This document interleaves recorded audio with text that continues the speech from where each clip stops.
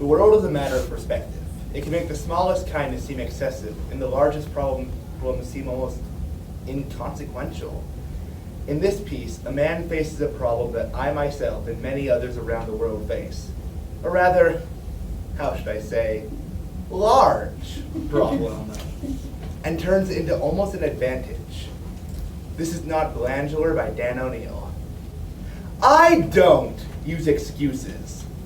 I've never liked them. The people who say they were born this way. Husky, stocky, big bone. Let me start by putting your mind at ease. This is not glandular. So I am not a fat man. I am a fat man. Any fewer syllables be an injustice to my girth, and I am damn proud of it.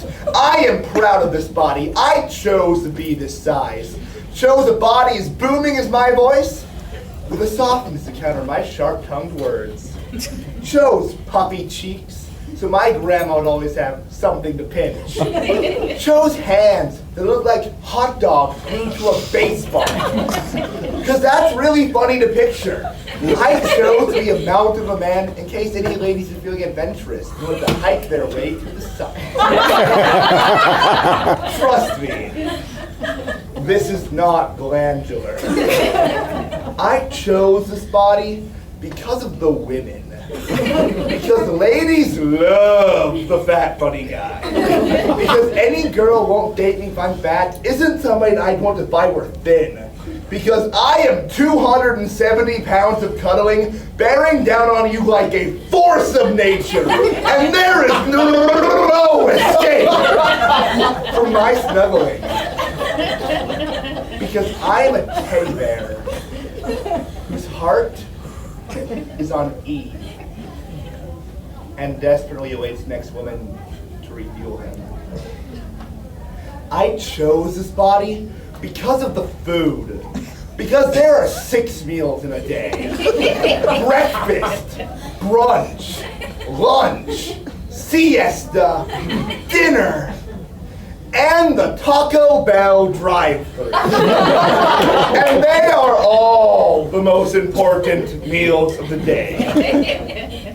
Because just like lonely, angry, horny, we all get hungry.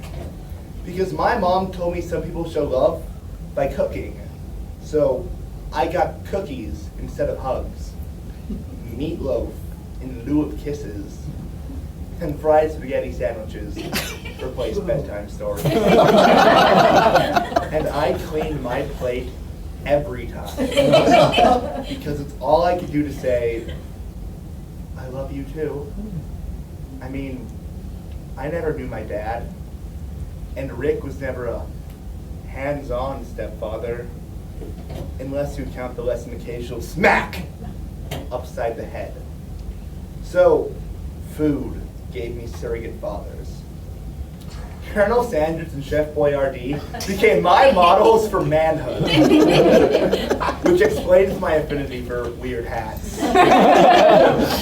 I chose this body because of 7th grade PE.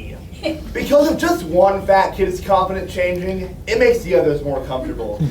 Because dodgeball is a crappy sport, so who cares if I get knocked out first? Because running the mile is torture. But so are the jokes if the fat kid can't finish it. I chose this body because other people not liking my body is not a good enough reason for me to change it. So, to the bullies, the lunch ladies, the women who never gave me a chance, and the football coaches who barraged me with insults. To the jerks, and the jocks, and the doctor who joked when I stepped on his scale. To Rick, and the Colonel, and to anyone who's ever used F-A-T as an insult. You can all do what I spent the last decade and a half of my life doing. You can eat it. Because I love pies. I love hamburgers and french fries and lobster and deep fried Twinkies.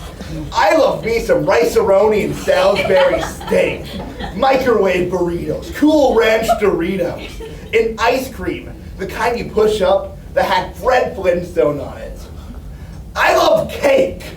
I love everything about who I am and the life I get to live. Know this? This is not glandular. It's just fat. And for the first time in my life, I'm proud of that.